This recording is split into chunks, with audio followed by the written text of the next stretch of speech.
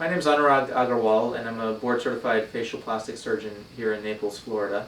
I'm here today to talk to you a little bit about a procedure that I've been working on over the past 4 years while performing other facelifting techniques, and I call it the uplift. And it's really designed to target a very specific subset of the population, either patients who just have minimal jowling or upper neck laxity, or moderate jowling and upper neck laxity. And it's really not meant to substitute or replace the endoscopic mid-face lift, which is really my procedure of choice for treating the cheeks that are sagging, or the formal lower face and neck lift, which has longer incisions and generally is done with some IV sedation.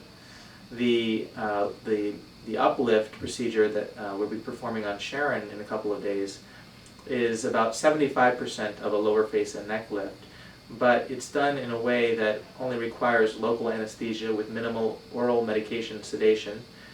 There are no IVs, and in addition to that, it's done where the incisions are shorter, but they are not just about the skin incisions. The procedure is more about tightening and restructuring the underlying tissues. So I get a question all the time is, how does this differ from other mini lifts? Well, every doctor has their version of the mini lift, and I think that it all depends on what is being done under the skin, and that's what distinguishes one from the other.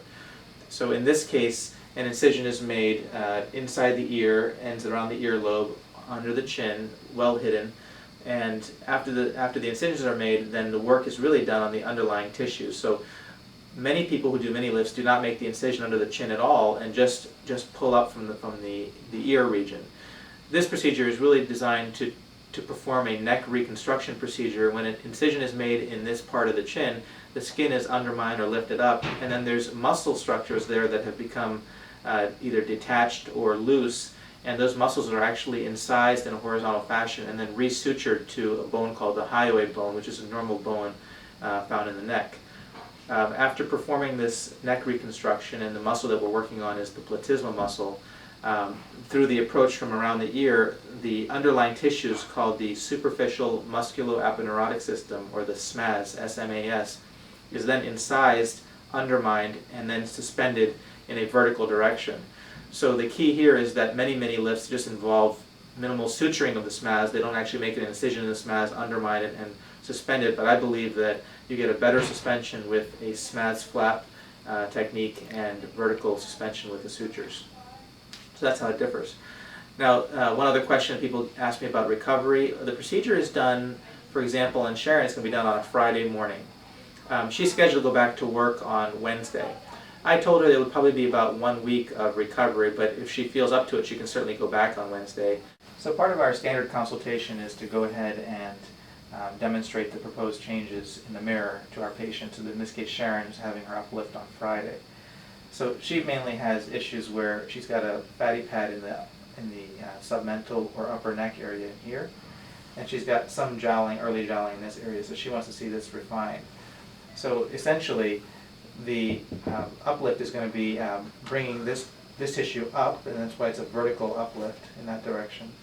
So you can sort of see the vertical pull there, and it's also going to be reducing the fatty deposit here and tightening the neck muscles with that neck reconstruction procedure that I had mentioned. So, really, she's going to be noticing this type of a benefit, and that's the key, is to go up as opposed to going back, which is more of a wind tunnel sort of an effect. This is more of a, like I said, upward vector. So we're here today with Sharon, who's our patient who's having the uplift procedure in a couple days from now, and she's here for her preoperative visit. We've already completed the initial consultation, and she's going to tell us a little bit about why she decided to have this procedure and what her motivations were at this point. Go ahead, Sharon. Okay. My name is Sharon, and I have a birthday coming up in a couple weeks, and I'll be 52 years old.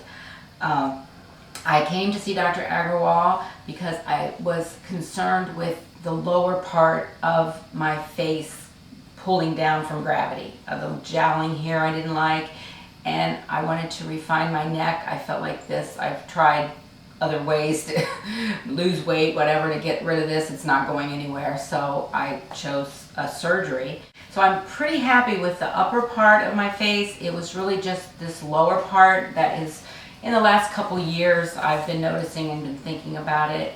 And when I came to see Dr. Agarwal, I was really pleased with the suggestion he gave me on what he could do for me because of the downtime. I'm a very busy person. Still have children at home. My husband and I are both working. I don't want to take a lot of time off from work. So I was pleased with the recovery. Sharon's now day 10 after the uplift procedure, and she's back to work. Sharon, how's the whole experience? Tell us a little bit about the procedure, doing it under local, and your recovery. Going under local was not as bad as I had anticipated. Actually, going into this whole procedure for myself, I had done some research. I had thought about it for a couple of years. It wasn't like something I just jumped into. But once I made up my mind to do it, then I just went full bore and scheduled it. I didn't think a lot to myself what I was going to expect from the result. And now when I look in the mirror, I am so pleased. I'm over the top pleased with what I've got. And I'm only 10 days out, so I know it's even going to get better. I think the biggest thing about this procedure for me as an individual in her early 50s, and like I said, something that I've been thinking about for a while, is that I didn't realize that once I had it and I look in the mirror, I'm actually excited to see my face. And it's been really, really, it's been a great experience. Her incision again started right here, went inside the ear, and then down around the ear lobule, and ends right behind the ear lobule, right in there. And for, day 10, she's still got some dissolvable sutures that need to just work their way out. That'll probably come out in the next week or so. And this incision will gradually blend as time goes on and be very, very inconspicuous. Sharon, go ahead and bring your chin down for me. Mm-hmm. Keep going, keep going, keep going, and then bring it up. And go down slowly again. And you'll notice that this stays very, very sharp, this neck angle. It doesn't roll up as most people's necks do when they bring their chin down. It's now a nice tight neck shelf that's not going anywhere. And bring it back up again. Super and perfect. And that's just at rest in normal position. So, have you looked at your neckline in the mirror? Oh yeah, several times, and I'm very pleased. Good. I feel like I almost have a neckline of when I was a teenager, although I mean that might be stretching it, but it does that. This is the way I felt many, many years ago.